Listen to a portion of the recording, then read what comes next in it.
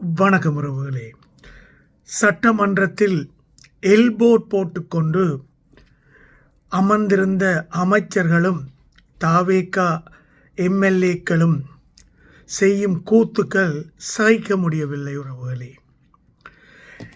என்னதான் ஜனநாயகம் என்று சொன்னாலும் தகுதியானவர்கள்தான் சட்டசபைக்கு சென்று மக்கள் பிரச்சனையை பேச வேண்டும் உறவுகளே.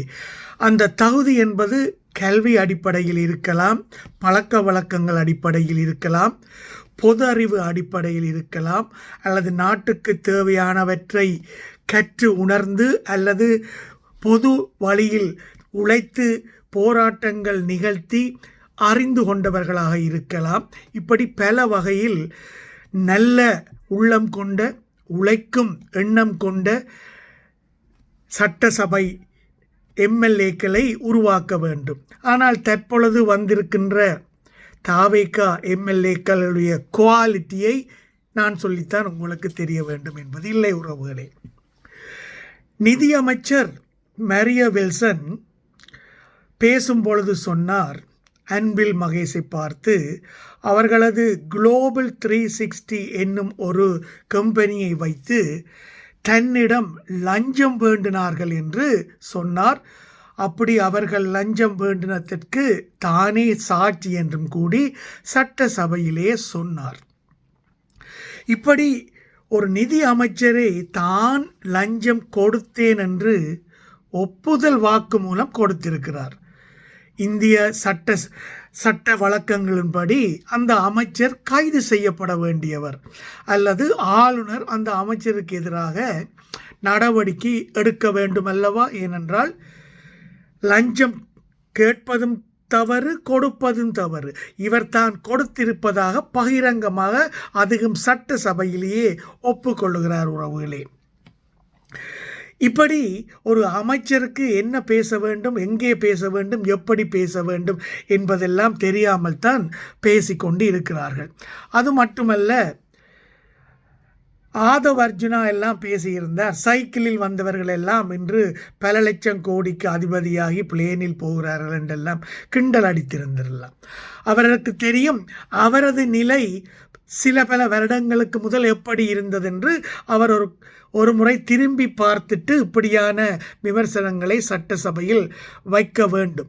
அது மட்டுமல்ல உறவுகளே, ஜேபிஆர் குழுமம், அதாவது எங்கள் நிதியமைச்சர் மரிய வில்சனின் மாமனார் ஜேபிஆர், அதாவது ஷேக்ஸ்பியர் அல்ல, ஜேபிஆர், இவர் ஒரு சாதாரண போலீஸ் கான்ஸ்டபிளாக இருந்தவர். எம்ஜிஆர் ஆட்சி காலத்தில் எம்ஜிஆருக்கு பக்கபலமாக இருந்தவர். அதனால் எம்ஜிஆர் இவருக்கு பல ஃபேவர்கள் செய்தார். அதன் அடிப்படையில் அவர் கல்வி தந்தையாகி பிறகு பல பல பல விஷயங்களை செய்து இன்று பல லட்சம் கோடிக்கு அதிபதியான ஒரு தொழில் அதிபராக இருக்கிறார். 2012 இவரது வளாகத்தில் கட்டிட வேலைகள் நடந்த பொழுது அது இடிந்து விழுந்து 10 பேர் இறந்தனர். அது தொடர்பாக இவர் கைது செய்யப்பட்டார். பிறகு அந்த வழக்கு என்ன ஆனது, எப்படியானது, ஏன் ஆனது, எப்படி இவர் வெளியில் வந்தார் என்பதெல்லாம் எங்களுக்கு தெரிந்த விடயம்தான் உறவுகளே. 16,000 கோடி இன்வெஸ்ட்மெண்ட் உள்ளே வந்திருக்கிறது என்று நிதியமைச்சர் மரிய வில்சன் வார்த்தையை விட்டார். உடனே திமுக தங்கம் தென்னரசு எழுந்து கேட்டார், எப்படி வந்தது, எங்கே வந்தது என்று விளக்குங்கள் என்று.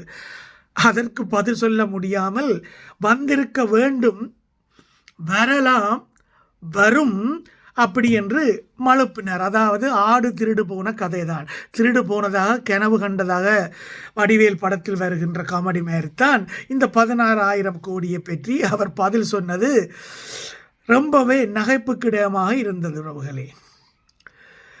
பல பிரச்சனைகளை திசை திருப்ப பார்க்கிறார்கள். காவிரி பிரச்சனை உட்பட மேட்டூர் இன்னும் திறக்காமல் இருக்கின்றது. இப்படி பல பிரச்சனை, கொடுத்த வாக்குறுதிகளை நிறைவேற்றவில்லை, அதுக்கு அல்வா கொடுக்கிறார்கள். கூட்டணி கட்சிகள் மோதலில் போக்கு வெளிக்கிட்டார்கள், அதை மறைக்க வேண்டும். இப்படி பல பிரச்சனைகளை மாற்றுவதற்காக இவர்கள் சில திட்டமிட்டு சில விடயங்களை செய்கிறார். உதாரணமாக எதிர்க்கட்சி தலைவர் உதயநிதியை கைது செய்ததே பல விடயங்களை மடைமாற்றுவதற்காக என்றுதான் அரசியல் விமர்சகர்கள் சொல்லுகிறார்கள். உறவுகளே, அன்பில் மகேஷை கூட இவர்கள் திட்டமிட்டுத்தான் குறிவைக்கிறார்கள் என்று சொல்லப்படுகிறது.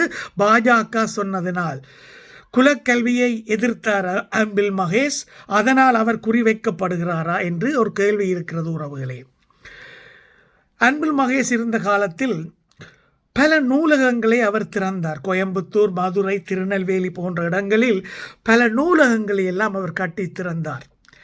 அப்படி நூலகங்களை கட்டி திறந்த அந்த மாஜி அமைச்சரை திரையில் இருந்து தியேட்டர் வாசலில் பாலாபிஷேகம் செய்து பிளாக் டிக்கெட் விற்று இன்றைக்கு சட்டசபைக்குள் வந்திருக்கின்ற கூட்டம் நல்ல விடயங்களை செய்த மாஜி அமைச்சர்களை கிண்டல் செய்வதும் கேள்வி கேட்பதும் தான் ரொம்பவே ஒரு நகைப்புக்கிடமாகவும் ஒரு காமன் சென்ஸ் இல்லாத விடயமாகவும் என்னால் பார்க்கக்கூடியதாக இருக்கிறது. உறவுகளை, தொழிலமைச்சர் கீர்த்தனா அட்டகாசம் தாங்க முடியவில்லை. இப்போது கொஞ்சம் அடக்கி வாசிக்கிறார். நான் நினைக்கிறேன் ஜோசப் விஜய் அவர்கள் அவர் மீது ஏதோ காண்டாகி சில விடயங்கள் சொல்லி இருக்க வேண்டும். அதனால் இப்பொழுது ரொம்பவே அடக்கி வாசிக்கிறார். இன்வெஸ்டர்ஸ் கூட்டம் என்று சொல்லி சென்னையில் உள்ள மார்வாடிக்கெல்லாம் கோட்டு சூட் எல்லாம் வாங்கி கொடுத்து எல்லாரையும் மாறு வேட்டத்தில் கொண்டு வந்து ஃபிலிமை காட்டி மக்களையும் ஏமாற்றினார் என்பது குறிப்பிடத்தக்கது. இங்கே உறவுகளே, விஜயை சிஎம்மாக ஆக்கினது மட்டுமல்ல, இப்பொழுது பிஎம் ஆக்க தொடங்கி இருக்கிறார்கள் இந்த ரீல்ஸ் மேக்கர்ஸ். வடநாடுகளில் பல லட்சம் கோடிகளில் விஜயை பற்றிய ரீல்ஸ்கள் ஒவ்வொரு நாளும் வந்த வண்ணம் இருக்கின்றன. உறவுகளே, அவரது அழகைப்பார், அவரது ஸ்டைலைப்பார், அவர் மாதிரி ஒரு ஸ்லிப்பான சிஎம் இருக்கிறாரா, அவர் பிளேன் ஓடி பாகிஸ்தானில் குண்டு போட்டு சண்டையெல்லாம் வெல்லுவார், இப்படி பலவிதமான ரீல்ஸ்களை போட்டு வடநாட்டு மக்களிடையே கோட்டு போட்ட பொட்டு வைத்த விஜய் மாமாவை அறிமுகப்படுத்த தொடங்கி இருக்கிறார்கள். ஏனென்றால் கட்சி தொடங்கி 2 வருடத்தில் ஒன்றுமே செய்யாமல், போராட்டம் நடத்தாமல், மக்களை சந்திக்காமல், வெறும் ரீல்ஸை போட்டே நாங்கள் சிஎம்மாக வந்த எங்களுக்கு இந்தியா முழுவதிலும் ரீல்ஸுகளை போட்டு ஒரு மயக்கத்தை ஏற்படுத்தி எங்கள் பொட்டு மாமாவை கோட்டு மாமாவையும் ஒரு ஹீரோவாக எல்லார் மக்கள் மத்தியிலும் வீடுகளுக்கும் கொண்டு சென்று அவரை ஈஸியாக நாங்கள் பிஎம்மாக ஆக்கி விடுவோம் என்று அவர்கள் நினைக்கிறார்கள். அதனால் இப்பொழுது கேரளாவில் கூட நிறைய ப்ரமோஷன்ஸ் நடக்கிறது. அங்கே இருக்கும் இன்னொரு நடிகர் தலைமையில் தாவேகா கட்சி அங்கே தொடங்கி விரிவுபடுத்த இருப்பதாக செய்திகள் வருகின்றன. இப்படி நாங்கள் நோகாம நொங்கு தின்னும் அணில் கூட்டம், தற்குறி கூட்டம் ரீல்ஸை போட்டே வீட்டில் இருந்தபடியே எங்கள் விஜயை பிஎம்மாக மாற்றி விடுவோம் என்றது ரொம்பவே உறுதியாக இருக்கிறார்கள் இந்த தற்குறி கூட்ட உறவுகளே.